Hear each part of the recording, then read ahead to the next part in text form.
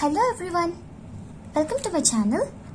Today we are going to see about pterygomandibular space infection.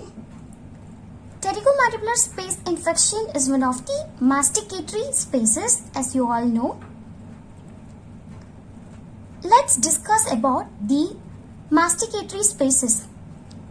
What are the masticatory spaces? Listen to this video carefully. It's a simple topic. The masticatory spaces are 5 in number. Now we are going to see what are the masticatory spaces present. First, remember as there are 3 temporal. There are 3 temporal spaces and 2 more is you can remember as prime minister. There are 3 temporal spaces and you have to remember as prime minister. That is, what are the 3 temporal spaces? One is superficial temporal, and next will be your deep temporal, and third is the infratemporal. These are the 3 temporal spaces. And if you remember as prime minister, P for pterygomandibular space and M for masticatory space. Just you have to remember this mnemonic, that is 3 temporal and prime minister. Alright. Now let's see where are these spaces present. Now have a look at this diagram. Where is the superficial temporal? Here will be your superficial temporal.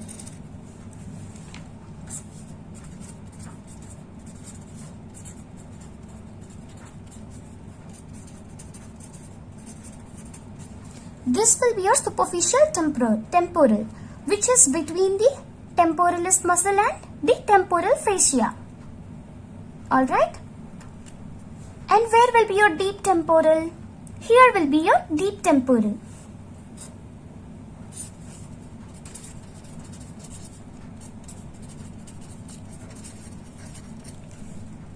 And next which space? There are 3 temporal. Alright? First is the superficial temporal, deep temporal, and next will be your infratemporal.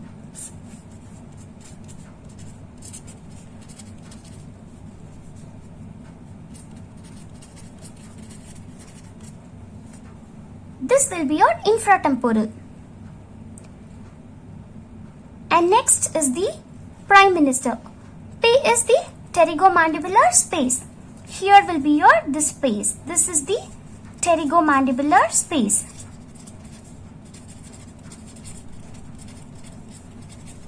Okay, and finally prime minister M. M is your masticatory space.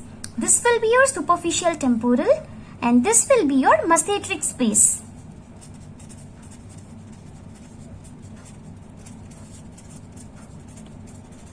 Okay, these are the 5 masticatory spaces. Just look at this diagram. You can write all these 5 masticatory spaces. You remember as 3 temporal and prime minister. First is the superficial temporal and next is the deep temporal. Third one is the infratemporal. And P is for pterygomandibular and M is for masticatory space. These are the 5 masticatory spaces present. Now let's move on to the topic, that is the pterygomandibular space. Today we are going to see about the pterygomandibular space in detail. Now let's see the diagram. Here, where is the pterygomandibular space? Here will be your pterygomandibular space. This part. This will be your pterygomandibular space. And what is this muscle? It is the medial pterygoid muscle. It is the medial pterygoid muscle. And this will be your ramus of mandible.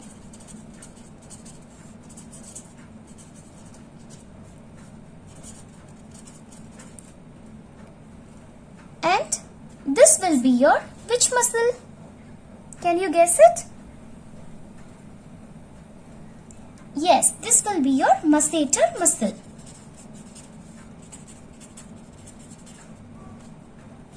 Which is this gland?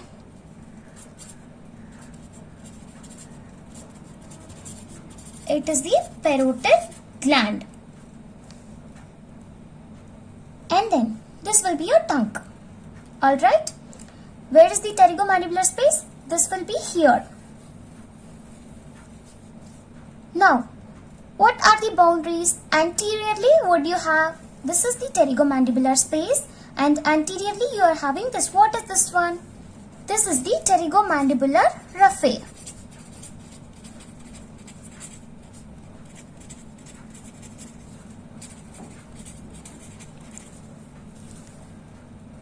So yeah, anteriorly you have pterygomandibular raphe. And what you have posteriorly? This is anterior side and this will be your posterior. Posteriorly you have parotid gland. Alright. Anteriorly you will have pterygomandibular raphe. And posteriorly you have parotid gland. Okay. Anterior side and this is the posterior side. Now, let's move on to the medial and lateral side. What do you have medially? Medially, you will have this is the medial side. This is the pterygomandibular space, right? And you will have medial side here and the lateral side here. Now, which is present medially? Medially will be your medial pterygoid muscle. Okay, medially it will be your medial pterygoid muscle.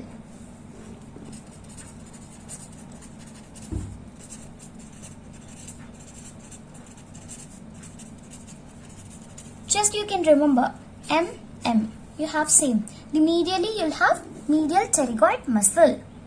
Now what you have laterally? This is the medial side and this will be your lateral side.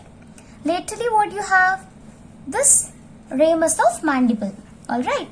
Ramus of mandible. And which aspect of ramus of mandible? This will be your medial aspect and this will be your lateral aspect. This will be your lateral aspect and this will be your medial aspect. So lateral to this pterygomandibular space is the medial aspect of ramus of mandible. Understood?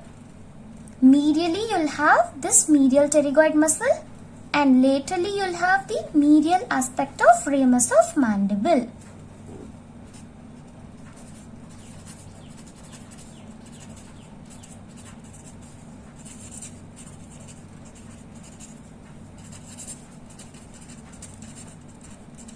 Okay. Medially, medial pterygoid muscle and laterally the medial aspect of ramus of mandible. Now let's move on to the superior and inferior aspect. What you have superiorly, you'll be having here somewhere the lateral pterygoid muscle. So say now this will be your lateral pterygoid muscle. So superiorly you'll be having the lateral pterygoid muscle.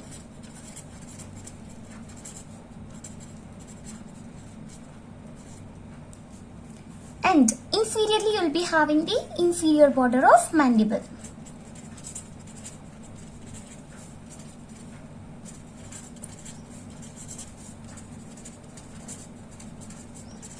And here too you can remember like inferior and inferior.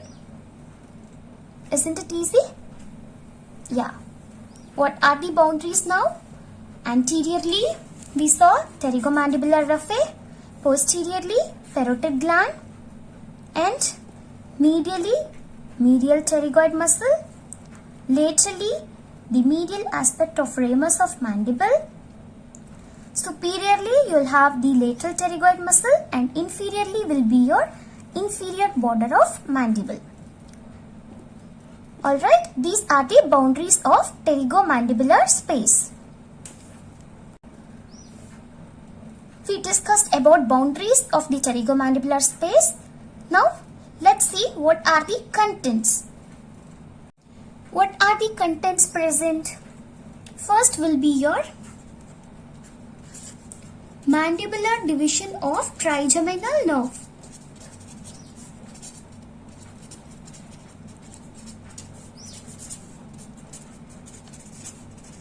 Mandibular division of trigeminal nerve. And then will be your inferior alveolar artery,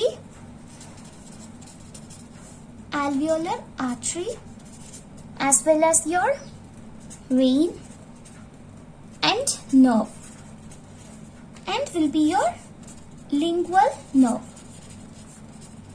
These are the contents of the pterygomandibular space. Three important contents. One is your mandibular division of trigeminal nerve, inferior alveolar artery, vein and nerve, and then is the lingual nerve.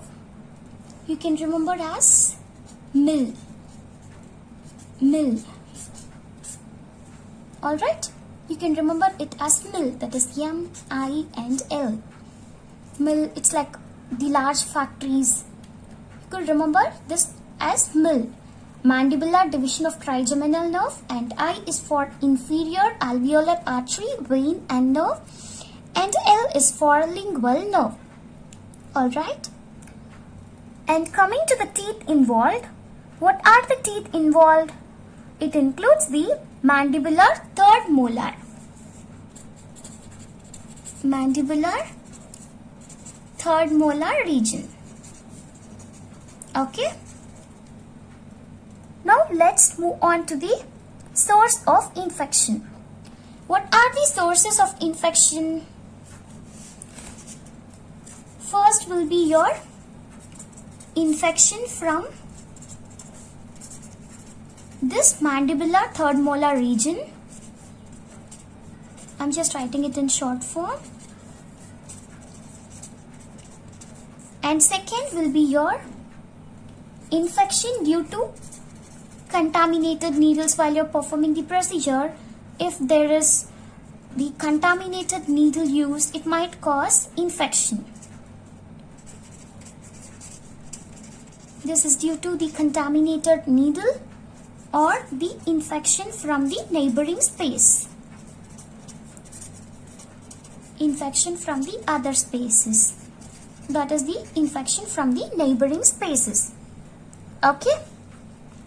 These are the sources of infection. First will be your infection from mandibular third molar region, and then the infection from contaminated needle, and infection from the neighboring spaces.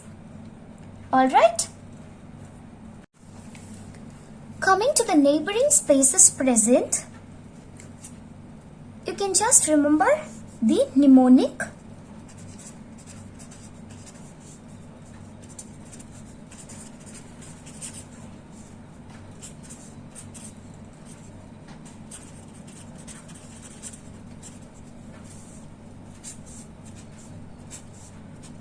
You can just remember this mnemonic. It's a little mnemonic like Shubha is bold. She is very bold girl in her village, and so she is seen as the princess of her village. She is known as the princess of her village. She is very bold girl. If you remember this mnemonic, you can write the neighboring spaces of pterygomandibular space. What is this? That is Subha. That is, you can remember sub. Okay. Then first neighboring space will be your submasseteric space. And then bold. Okay, you take this bold. B. B is for the buccal space. O, you have to cancel O. O is not there. Okay. And L. L is for lateral pharyngeal space.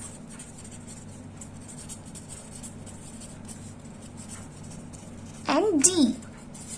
D is for deep temporal space. and princess, that is P. P is for parotid space. Alright, you just have to remember Shubha is a very bold girl and so she is like a princess in her village. It's a mnemonic, so that you could write Subha, that is the submasseteric space, and B for buccal space, L for lateral pharyngeal space, and D for deep temporal space, and P is for parotid space. These are the neighboring spaces of pterygomandibular space. Okay? Coming to the clinical features of the pterygomandibular space infection. First, there will be no external swelling. There will be no external swelling. And there will be swelling of soft palate. Okay? There will be the swelling of soft palate. And then there will be swelling of anterior, what is it? Anterior tonsillar pillar.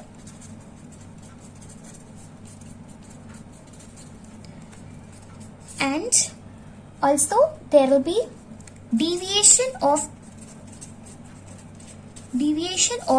uvula to the opposite side.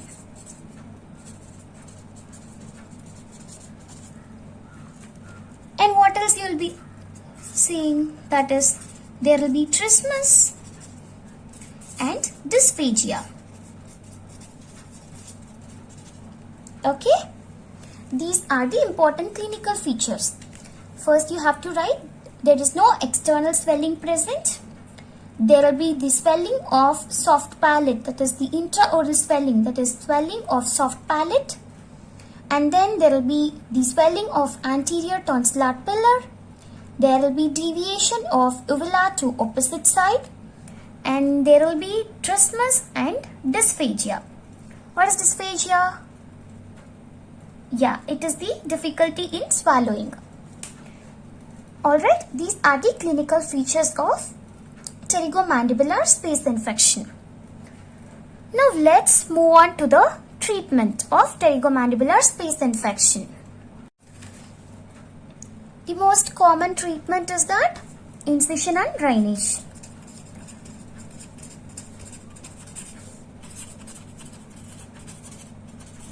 For all the space infections, it's the same important treatment. And for pterygomandibular space infection, where should be the incision done? Incision should be made between the medial aspect of mandible, that is the medial aspect of ramus of mandible, and pterygomandibular